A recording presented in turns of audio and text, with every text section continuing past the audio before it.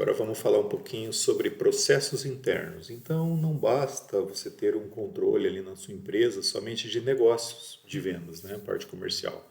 Você precisa também controlar o que acontece depois da venda, né? Então, nesse caso, até fiz um exemplo aqui, por exemplo, que seria a parte de manutenção do cliente ou até mesmo o atendimento às solicitações de suporte, garantia. Então, são processos internos, né, que dependem ali de outras pessoas, né, que não ficam exatamente no front ali vendendo, mas estão lá nos bastidores, né, cuidando dessas questões também. Então, manutenção, ali tem a parte financeira também, que dá para controlar no sentido de solicitações, aprovações, também tem a parte de RH, sugestões, solicitações, tem a parte de compras, dá para criar várias pipelines aqui, vários conjuntos de etapas, né, dentro dos processos da empresa, para que isso fique bem definido aqui, separado por time, né? Nós temos aqui um conjunto também de recursos que faz o seguinte, ele permite que você crie ali as etapas, né, do seu Kanban e também você consiga definir de uma forma separada ali por grupo, né, entre as pessoas. Nesse exemplo que eu vou colocar aqui, seria a parte de manutenção, por exemplo, e assistência técnica, no caso de venda de equipamentos, né? Mas isso serve para qualquer negócio, né? Esses nomes aqui são processos fictícios que eu criei aqui só para ilustrar um exemplo de uma locadora de equipamentos, por exemplo, né? Onde os equipamentos podem vir dar problema e aí precisa, né, de um controle da parte técnica. Então, lá no meu fluxos para processos, né, eu criei aqui algumas colunas, né, tem ali o chamado aberto, né, até a ocorrência finalizado lá no final. Posso reordenar também aqui as colunas por aqui, ou também posso fazer por aqui também, né? Fato é que eu consigo controlar tudo isso por aqui. A chegada desses processos aqui, dessas solicitações, ela pode ser feita manual por aqui, ela pode ser feita pelo botãozinho Nova Tarefa ou simplesmente através de um formulário também divulgado para o seu cliente mesmo preencher ou alguém da sua equipe. Então, com esse formulário, né, se publica isso em algum lugar e aí o próprio cliente lá preenche o equipamento, descreve o problema, coloca o número de série, né, e isso aí já vai chegar automaticamente aqui dentro da parte do processos internos. Veja que já chegou o meu exemplo aqui, tá? E aí o processo vai andando, né? O atendimento vai andando. Aqui eu tenho, por exemplo, manutenção corretiva, preventiva, né? E aí eu vou jogando isso entre as etapas, né? Então isso é bem interessante também, porque vai tratando ali, né, em cada situação em que o equipamento está. Daqui mesmo eu já posso abrir também outras opções, né? Eu consigo ver campos personalizados aqui dentro também que a gente pode cadastrar, né? Então nós temos aqui campos personalizados, né? A gente pode criar quantos campos personalizados quiser, né? Seja ele tipo lista, letra, número, enfim, separador, dá para organizar bonitinho esse formulário aqui da forma que você precisa, né? Para que o cliente consiga ver facilmente, tá?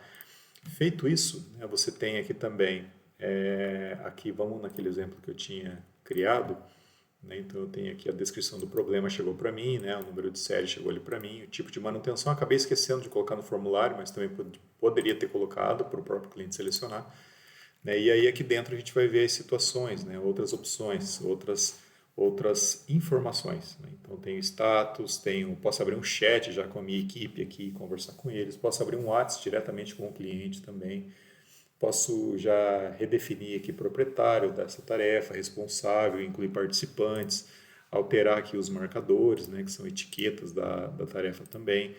Também posso mudar aqui de processo interno, se for o caso, adicionar outra empresa e contatos, também isso tudo fica disponível. Posso incluir também comentários livremente e tem um rastreio aqui para auditoria de tudo que acontece também nessa tarefa para conseguir rastrear possíveis alterações involuntárias, né? E aí acaba que o problema acontece, né? Então você pode voltar lá e verificar tudo que aconteceu naquela tarefa. Também podemos criar automações. Essa é uma das partes mais ricas que nós temos aqui, porque ela permite que você, através de gatilhos, tá?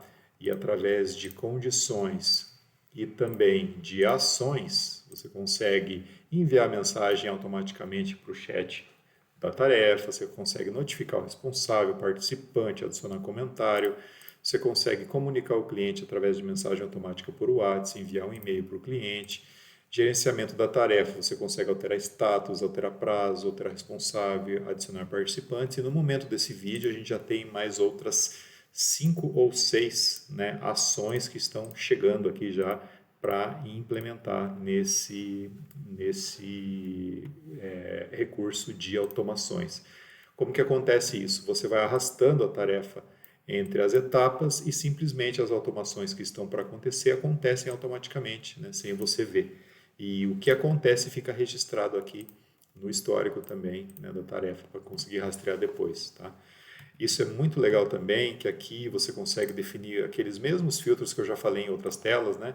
Então você pode criar filtros inteligentes aqui de várias formas, vários filtros diferentes, para que você não precise ficar filtrando toda vez. Você vem aqui, simplesmente escolhe qual filtro você quer, dar um clique, e aí ele já esconde tudo que não precisa mostrar, mostra só aquilo que você está pedindo, né? Em cima disso, você tem facilidade e agilidade ali no trabalho todo dia. E aí você tem visão aqui também de lista, né? Então você escolheu que as coluninhas que você quer ver nessa tela, né? Ele já vai demonstrar ali para você, né, tudo que você precisa ver. Então fica mais agradável às vezes para algumas pessoas. Daqui mesmo você consegue alterar a etapa, ó, das tarefas também, né, sem precisar ir lá no Kanban, né? Então daqui mesmo você já alterou. Se você voltar no Kanban, você vai ver que eu não tenho mais nenhuma tarefa a fazer. Está tudo para frente, eu já andaram minhas tarefas para lá.